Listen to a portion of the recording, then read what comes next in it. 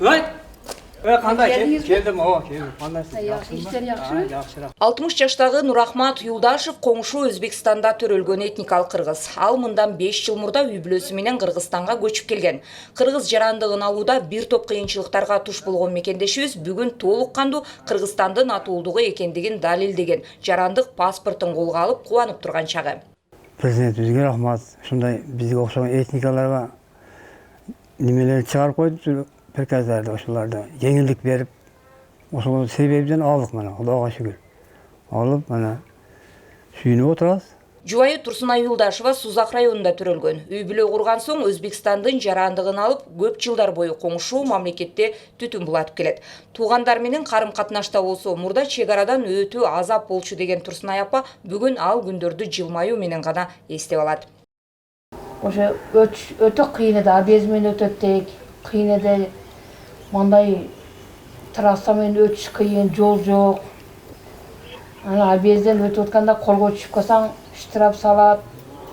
Кыйын да кыскасы. Өтө кыйынчылык бар эди да.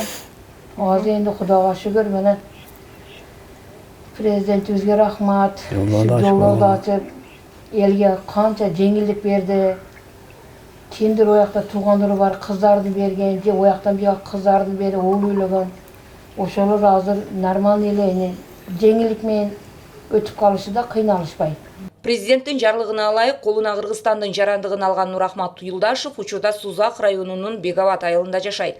Балдары сырт жакта эмгек миграцияда болсо, өзү кичи мекенинде устачылык кылат. Эң башкысы эми өз мекенимдин көчөлөрүндө кенен басып, эркин сүйлөп, үй бүлөм менен бактылуу өмүр кечиргени толук мүмкүнчүлүк түзүлдү дейт ал өз сөзүндө.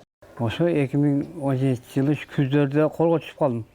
Сыртка чыгып, мен салага түшүп, анан документим жок да. Ошондон кийин вообще эле коркуу болду да. Качан кармайт экен, качан акча беремин, кантип коркот экенсиң бирок. Ошондон кийин коркуу боло берди. Мына былтыр тапшырдым эмес, быйыл Кудай кааласа мына алдым. Маалыматка ылайык өткөн жылы этникалык кыргыздарды кабыл алуу шарттарын жөнөкөйлөтүүгө багытталган мыйзам кабыл алынып, анын негизинде калкты тейлөө кызматынын иши да бир топко жеңилдеген. Туулган тууралуу күбөлүгү менен келип, чет жактан, бирок колунда чет мамлекеттин жарандыгынын паспорту жоготуп алган учурларда алар тапшыра албачу.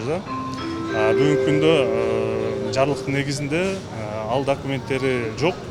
Күбөлүгү менен, паспорт менен өтүп кеткен жолу менен бүгүнкү күндө документтерди кабыл алып атабыз. Июнь айынан баштап бүгүнкү күнгө чейин жалпысы болуп 60ка жакын жаран тапшырды.